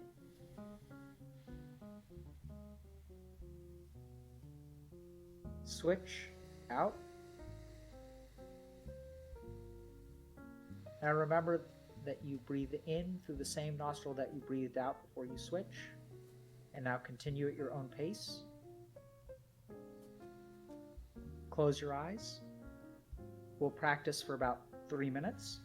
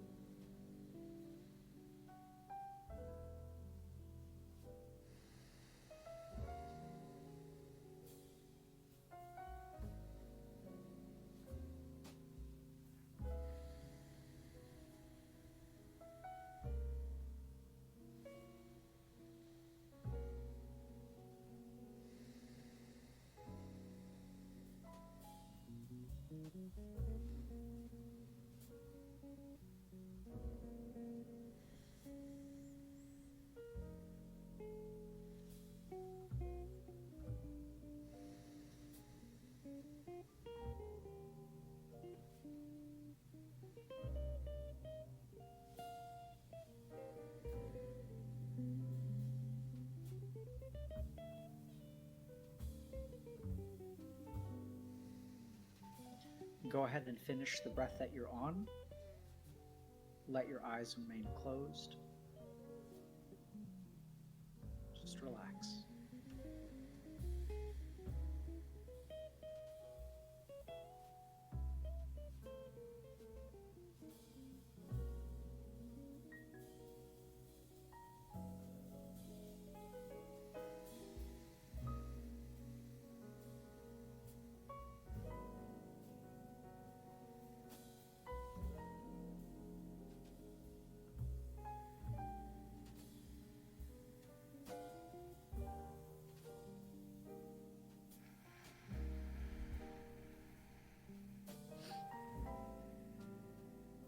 Now put your palms together in front of you and start to rub. Feel the warmth of the friction, and then cup them over your eyes. Take a deep breath in, and as you exhale, slowly open your eyes. When they're fully open, go ahead and relax. Let your arms.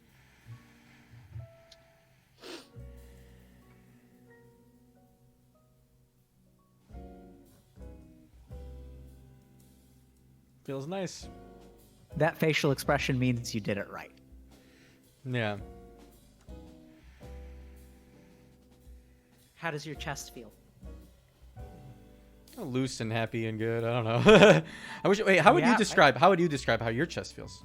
Loose and happy and good is a beautiful way to Okay. It's beautiful. Right?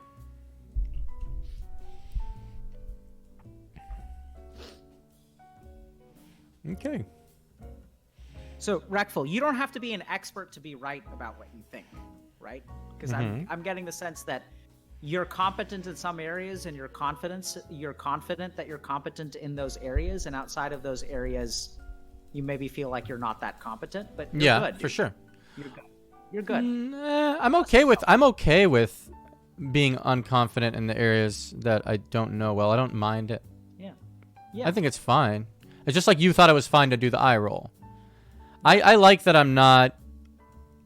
If I state something as a fact, then not that it is a fact, but I'm way more certain of it in my head than most people will have to be certain of something to state something as a fact. Great. So, what was your mind doing Just now? during that practice? Yeah. Oh, Like, it was. not during the practice. It was off. Yeah. Yeah.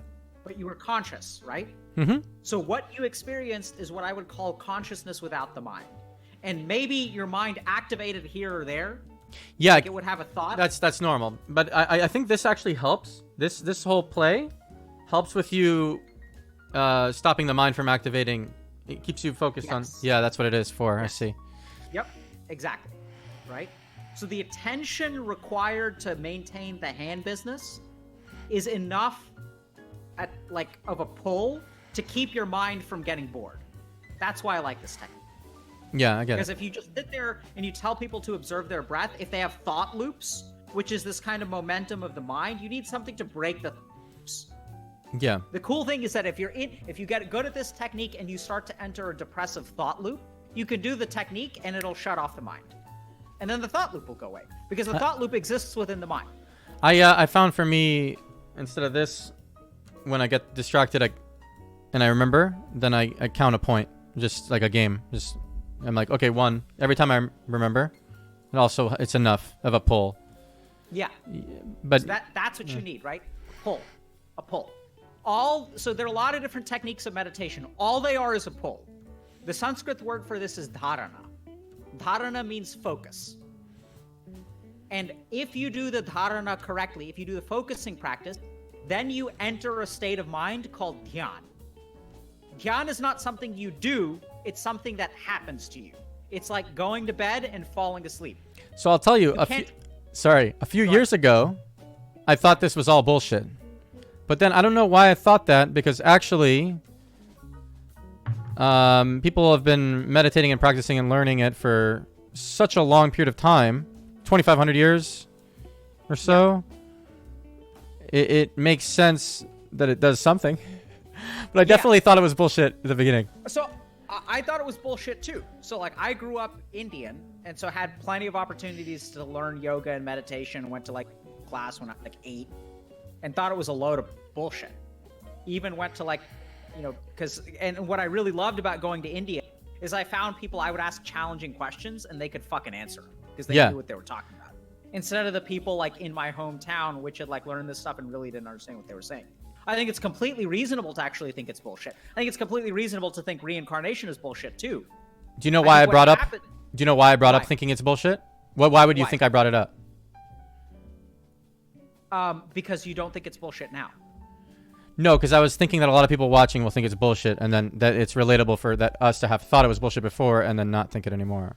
Yeah, so I think that's great. So that's why I mentioned the reincarnation for the same reason, right? Yeah. So I think that the main thing to understand about meditation, I teach meditation on stream, because you can talk about it. Like, I don't care, like whether I believe in reincarnation or I think meditation is helpful or you think it's helpful. Yeah, I don't believe in reincarnation, of course, yeah. Fine. I don't know why I said of course, but yeah, I don't. Yeah. No, I mean, I think it's reasonable to not believe in reincarnation. I think it's like that's a scientific and logical perspective because we have no evidence of it, right? So the whole goal of this is like, if you really want to understand the benefits of meditation and what the nature of your mind is, you actually have to sit and do it. Yeah. Because we can talk back and forth about consciousness and mind, but the second you meditate, it took you like 2 breaths to be like, oh, okay, my mind shut up. Yeah, because the whole time we're talking about it, our mind is on. So we don't really experience Absolutely. it. Yeah, we don't experience Right. And so now we also kind of see, like, when you're playing music, when you're doing photography, now we come... When you're playing music, when you're doing photography, even when you're playing PvP and WoW, like, you stop being you. it. Yeah, I'm immersed in a you're- different experience. You're lost. Yeah. Reckful disappears, and you're just one with the experience. When you do psilocybin, the barriers of the identity fall apart. When you're depressed, you're in your own head. You're stuck there. The thoughts are constant. You're stuck inside yourself. You're stuck inside yourself. Stuck. You can't get away. Oh, should I eat? Should I not eat? I, me. It doesn't matter what someone says. People think I'm a piece of shit. Mm-hmm. All of those thoughts, me, I, I'm worthless. I'm worthless. I. Step outside of it. Yeah. Learn to step outside of it. I have recently started to, yeah. It's nice. And also, Yeah. when I had those experiences in the past that you're talking about, with the photography and WoW and Astronaut's Call, and sometimes relationships. Yep. And Right. yeah, definitely, actually. Yeah. But sometimes Um, relationships keep you in your mind, right? Yes. Can go either way. It goes both ways, yeah. I'm glad you weren't against the psilocybin. Yeah. No, but a lot of people I mean, so- would be. Yeah, so I think that, like, you know, drugs, I get questions about drugs a lot, and I think that, you know, I think a lot of people don't understand, like, we don't understand what stuff is doing to our brain, so I think you've got to be careful. Like, for example, a lot of people think, like, oh, marijuana doesn't make people stupid. No, it doesn't make people stupid. What it does is hampers your motivational circuitry. That's, like, worse. That actually is I think worse. that I think if your brain is developing, you shouldn't pollute it with shit. Like, I think if you want to do, I mean, I'm not advocating drug use, but I think that the damage that's done to a developing brain because it's developing is way worse than what's done to a fully formed brain. Okay. And I think that these substances, like, I don't know if people know this, but like yogis and stuff, even Shiva, who's sort of the first yogi, he's like a Hindu deity, but presumably was a man at some point who was just like a meditator. Like, he smoked pot. Like, because that's what some of the yogis and some of the traditions of meditation use. But I think that all of this stuff should be done under the guidance of a guru, or done, like, it's not just sitting around getting high, because generally speaking, I don't know many people who are I mean, actually I do know a lot of people who are successful and get high on a regular basis, but I know many more people who smoke pot and are nothing. And so I think that, you know, all substances have a Nothing role. is nothing is really a judgmental term, though. Sure. I think. Sure. What does it mean to be nothing? You know, maybe they're enjoying. If they're enjoying their life, it's okay. No, I don't think so. You don't think so? Okay. I don't think enjoyment. I don't think enjoyment is a meaningful. I mean, I think if you're living for your some people, dharma, it then- might be though. I mean, What everyone is if they're entitled to enjoying go it through with a group of people? What if they're all enjoying it together? I mean, so I think using it individually is fine. I think Okay. as long as you're fulfilling your dharma, if you're doing your duty to, like, yourself and to other people, and you're making the place, then you can do whatever the fuck you want to in your free time. Okay. But you should have a life of dharma, where you fulfill your dharma. And I don't think that hedonism, or just the sake of like living a life of pleasure, is like, I'd say that life. Okay. Is nothing. Okay. Is that judgmental? Absolutely. Oh I no, don't think I'm being fine with you. judgmental- I'm fine with you thinking that. Yeah, I'm not completely against hedonism. I would say, let's say we found a way to manipulate our brain chemistry to be happy all the time, and we all wanted to do it. I wouldn't be against it. I mean, our goals suddenly would be different. Maybe our civilization wouldn't advance as much as it is, but maybe it doesn't. Well, I mean, there is a way to be happy all the time. So I advocate for people trying to be happy all the time. I'm not As- saying there as isn't. stated- I'm, you know, it'd be more readily achievable if we manipulated our neurotransmitters or something. With Yeah, maybe. yeah. Yeah, I mean, there are a lot of concepts there that I think need to be dug into more, but maybe not that we have time for today. Yeah. I'm Oh, it's wondering, interesting do to people hear your have opinions. Yeah. Oh yeah, you ask. See if people have questions and answer. Yeah. Let me see if there's. I have like a question bot. I'm gonna go eat soon in like probably like Okay. 10 minutes or something. I had a really good time talking to you, but I want to hear you Yeah, I answer mean, the we questions. Actually, I want to hear. So. But I don't see. Oh, by the way, How do I Can somebody help me tee up questions? somebody Oh, help here- him, here we go. please. His stream is healthygamer_GG. People are linking it. My mods are linking it in the chat. So people are. Is there? Okay. There's a lot of stuff. Okay. So what is a fulfilling life? Is there a way to be happy all the time? There's a quiet debate on when the brain develops. I've heard many different. When is the brain fully developed? Did it work? You won't just. Okay. Okay, let's. Okay, so there's a lot of questions about flow in the zone and being happy all the time. And can you get addicted to meditation? I think is what one of the questions is. So let's start with so meditation, you step outside of your mind and it can be relieving. The other cool thing about meditation, though, is that I think it lets you understand the other patterns within yourself that keep you stuck. So I don't think that you can really get addicted to meditation, because I think when you meditate a lot, you're going to start to process things that you don't through other forms of distraction. That's why I think meditation is OP. Because sure, it helps you feel better in the moment, but it's not like getting high, because getting high isn't going to, people think they have a lot of realizations when they get high because the mind perceives that it understands things, but then you wake up the next day and your life isn't actually changed. My overwhelming experience in my own life and also teaching meditation in my day job is that when people start to meditate regularly, they change. Like the way that they view the world changes, the way that they interact with the world changes. There's overwhelming neuroscientific evidence that the brain changes when you meditate. I don't know of... Go ahead. I was just gonna say, I really do believe in psilocybin changing my brain. Psilocybin's different. Psilocybin is different. So there's Okay. a set of non-euphoric drugs like ketamine, psilocybin, ayahuasca, ibogaine that I do believe can transform people. Okay. So there's not overwhelming. There's very promising preliminary evidence that some of these substances can profoundly change people for the positive. MDMA is another one. So there are trials that have pilot studies. MDMA for PTSD, right? Yeah. Yeah. And psilocybin for treatment refractory depression. I also, I'm an addiction psychiatrist in my day job.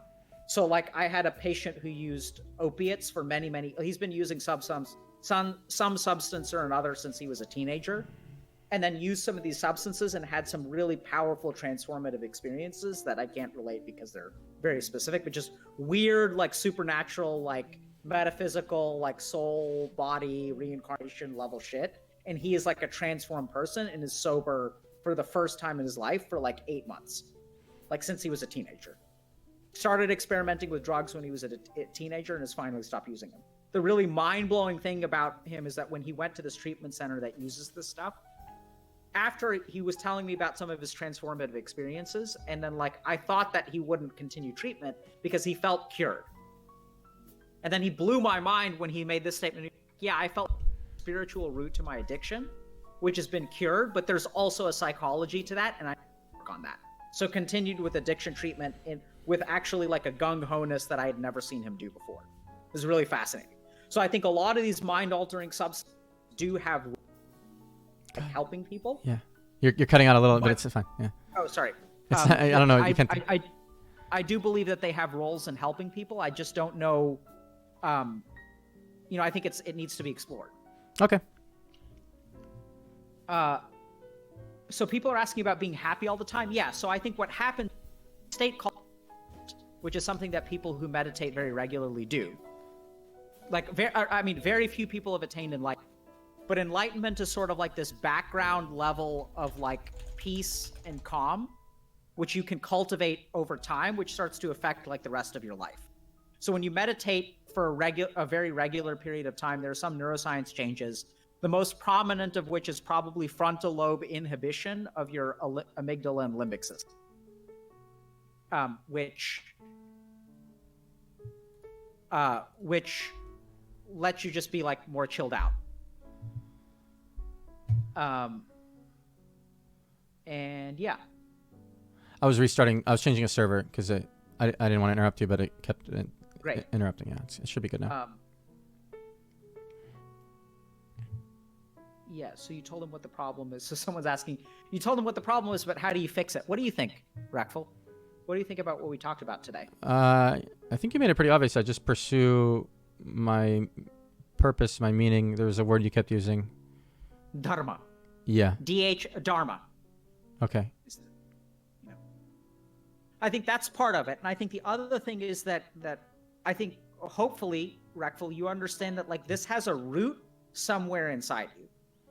And I think we got pretty close to the root today, which is why you had sort of this powerful kind of experience. And just understanding that there's a root to like your suffering and understanding that that root is legitimate, right? You didn't just sure, you may have gotten the short straw in life in terms of having a family history of depression and having like a biological predisposition. But ultimately, I think a lot of your suffering or your lack of meaning like started at a particular point. And that understanding can actually be like the first step of a very important journey. And I don't know exactly where that journey leads. I'd say if you have a therapist, you can work with them. Otherwise, I mean, I think, Reckful, I have faith in you. Just that through reflection and through work, and if you start meditating regularly, you're going to understand this on your own without anyone's, although help will accelerate the process. Okay. I like that you have faith in me. I like that. Yeah, I think you've accomplished amazing things and that you will continue to do so. And that when you put your mind to something, it sounds like you're pretty fucking good at it. So I think this is just what you need to turn your mind to when you're ready to. Thanks. Right? Thanks for today, by the way. Yeah, man. Thanks for coming on. I really appreciate this call. It was... Yeah. This one day was an important moment in my life. And thank you. Well, thank you for letting me do my dharma. This is why I do what I do, man. And now you go do what you need to do. And go eat something first. Yeah. Thanks a lot. I'll see you. Man. I'll keep in touch. Bye. Yeah. Adios, dude. You got a lot of hearts in the chat. Yeah. Let me just switch this. But thank you very much. Okay.